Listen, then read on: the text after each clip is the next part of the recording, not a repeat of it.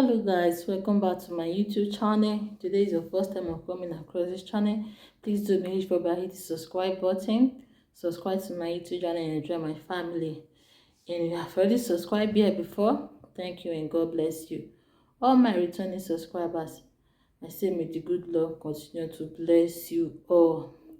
And if you have been watching my video, you are not subscribed, please subscribe to my channel, turn on the bell notification so that anytime I upload a new video, you guys will be the first person to notify. Thank you guys. So what we are going to be talking about in this channel, so my people, what we're going to talk about for this channel today, we will send this message direct to parents. So if you check my topic, you go say message to parents, because this message now it just mean directly to the parents. And parents now you get this advice where I want do so. Well, this topic where I want to talk now, parents now really dey important. So we need to listen to this my topic. Wetin this topic where I want talk so guys, if you say you be mother or you be father out there, abeg take care of your children. Parents should please take care of their children. If you know say you no fit take care of your pikin, no need for you to born the pikin come dey suffer. No. If you know say you no fit take care of your pikin, no need for you to carry the pikin make you come born the pikin come life make you come dey suffer.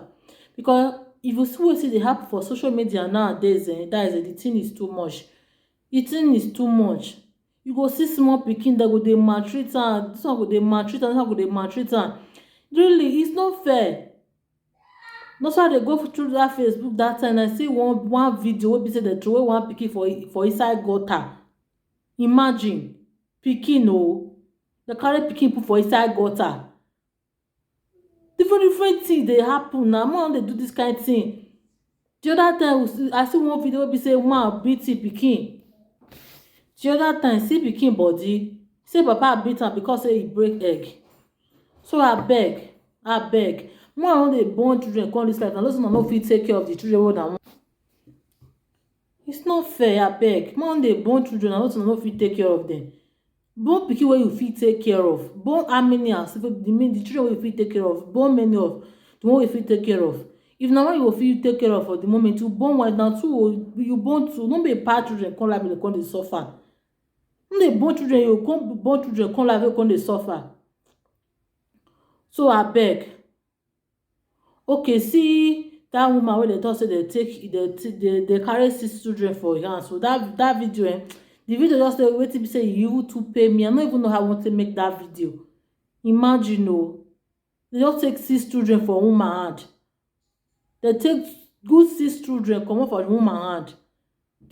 All because the pikin go report for school say the mother no dey get time for them. So the mother no dey get time for them. Abeg, when we dey born children wey be say we know say we go fit take care of. Many people dey born children, they no go take care of their children. People go born children, no go take care of their children. They no go even get time for their children. That one, forget about that one man wey they take children for hand. We will leave that one for one side. Because that's now when people they talk about all those ones. Because that one, I don't know how many people talk about that one for now. People they born children like this, the children wey they born, they no go take care of those children. They go born children, they no go that is you go see pikin wey dey Europe, you go be like pikin wey dey Nigeria no go dey like that. The mama no go buy clothes for am. You no go give them better food.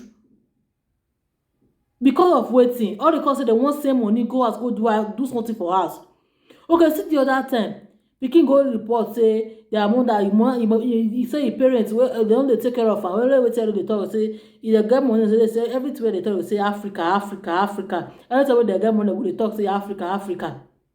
Okay, come imagine now say that pikin now wey be say if government now come say they wan take that pikin for that woman hand, or they wan take those children for that person hand, why be say you go born pikin come life? No, the pikin wey you born, you no fit take care of am. You no go fit take care of am. You get one pikin, you no fit take care of that one pikin. Now if you come born 2, born 3, now you wan come fit take care of. If you come born 1, born 2, go make one come take care of. If I come still talk now, people go still come attack me, say I don't still talk another thing again. Many people they come like many people just dey born because of the different benefits wey dey come for different corner, especially for this Germany. That they born because of different money wey dey come for different corner. No be say that pikin they won't take care of those children. No be say that pikin wey they born they want take care of am. You go see pikin, they no go gree give am food. They no gree give am food. Pikin, you go see the small pikin wey be say you don't dey 6 months. You know they eat baby food again. Not because say the pikin no go like eat baby food, but just because the parents don't stop am. They load this thing for a belle. So they load swallow for a belle, they load rice for the pikin belle. Not be say the pikin no like to eat baby food again, no. Just stop the pikin food, just so don't they give Africa food. Me no dey spend money. Me no spend money for your pikin. If you not spend money for your pikin, okay, why you can't dey make the money then? If you pikin say the pikin wey you born, pikin wey say supposed to be your priority, you no fit take care of that pikin, you no fit maintain that pikin. What is the yesterday you born pikin? You go see pikin go dirty anyhow. That is the mom no fit take care of the pikin, nothing like that. We go see say the pikin that one outfit so wey dey get any occasion wey you go tell now that particular clothes. Now you go dey see for that pikin body. You dey see one particular cloth for one pikin body. They no dey gree dey buy. They no dey buy. Me say money no dey o. You know some say you no go sit, you don't sit down for. I no be say you dey work. You no be say the money na you dey earn am by yourself. You no dey earn the money by yourself. Money be say government still dey pay, say make you still dey take care of those children. But children you no go gree take care of. Children wey God say bless you no go gree take care of them. You get one thing wey maybe say most of us will not know for this Europe. Wey be say na government they do everything for you guys. They monitor your footstep, everything wey be say you dey do. Government dey monitor everything wey you dey do. Those children they look am. Those children say that they give you money, say make they take care of them. Those government they look all those children. That they look am. How be say you go guys you go get money pikin you no agree take care of nothing. That's why you say if pikin you go just go report small thing, never even share anything, they want to find way to collect the pikin. Because government already they monitor, they already they monitor those children. They already don't monitor us until they waka. They already they monitor them. Then they monitor them. If they say they don't they buy something, so people say if you know if they give you money, say this money they buy also thing. You don't go buy them for your mind. For your mind say that you don't not go to Mugu. That's everything you they doing, all your footsteps that they read down, that everything you they do. They never just the rights. They never talk. They say they never get rights. Something will be say they will make it. Just say they just come in. They first something be say they go hold on to. Let's say any small thing say they will just do. They will just find where say they want from there carry your pikin. No, they born they carry children come like that. They never see wetin go make them just come outside. Any small thing, any small mistake at all, they will just come outside say they want to carry pikin. Now wetin na go no be that one. That is before government talk say they won't carry person for pikin, they won't carry pikin for person and they don't they monitor that person. They don't they monitor those children. That they don't they monitor them. They don't they monitor those children. They monitor them. If you see now, that is Oyibo children if you go there, if you go to your no baffle.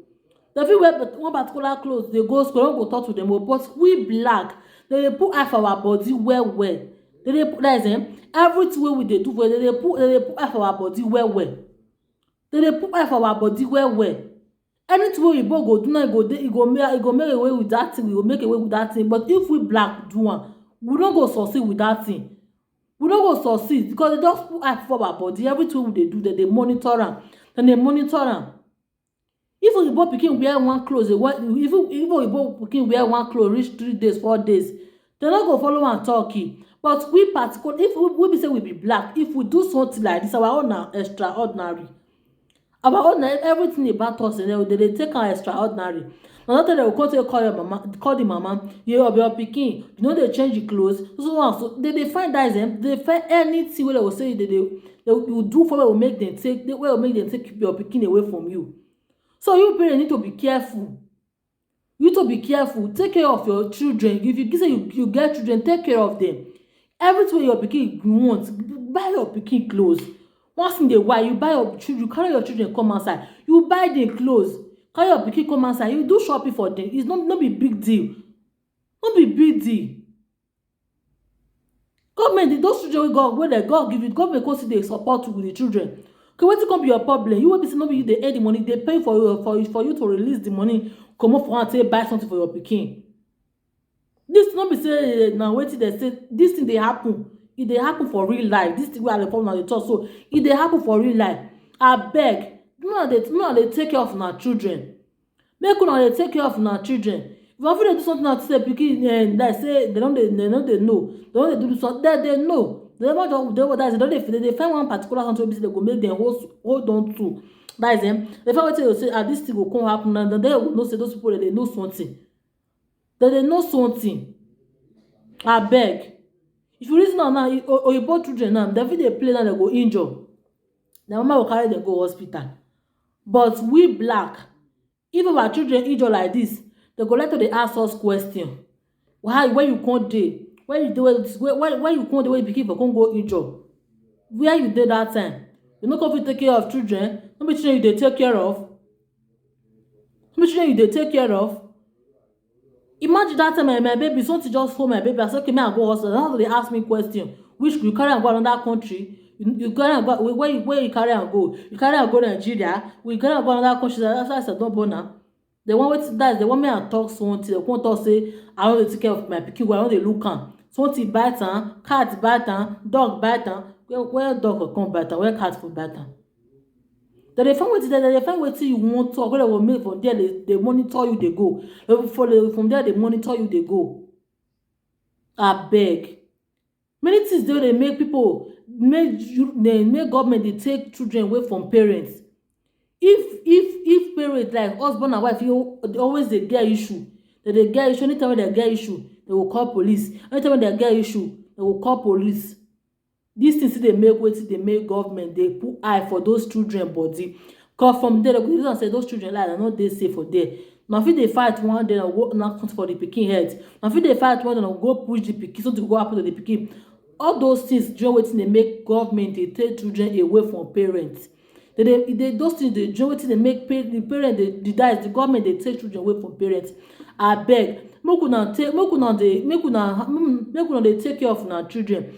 Children wey una born, una dey born children wey una no fit take care of. Make una born children wey una no fit take care of.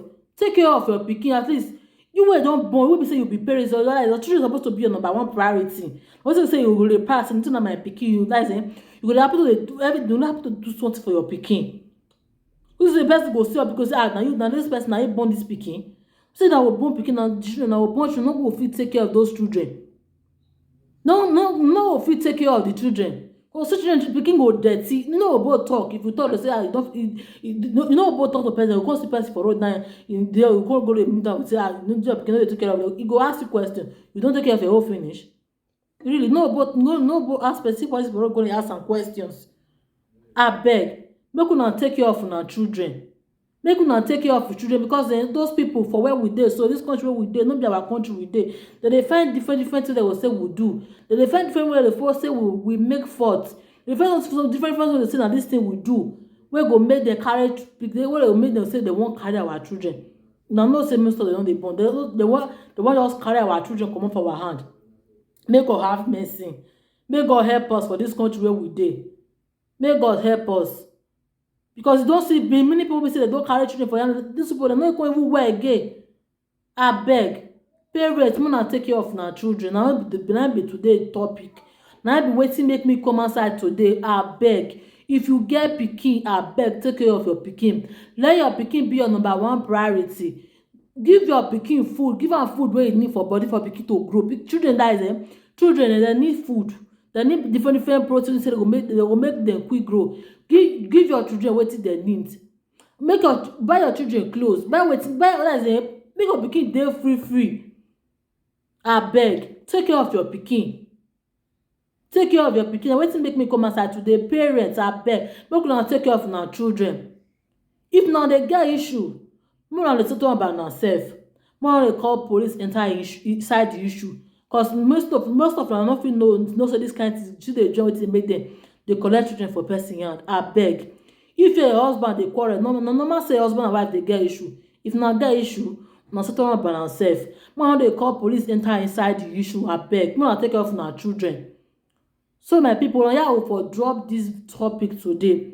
If you be say if you never subscribe to my channel, abeg subscribe to my channel, share my video, like my video, comment on my video, abeg make una share my video, abeg.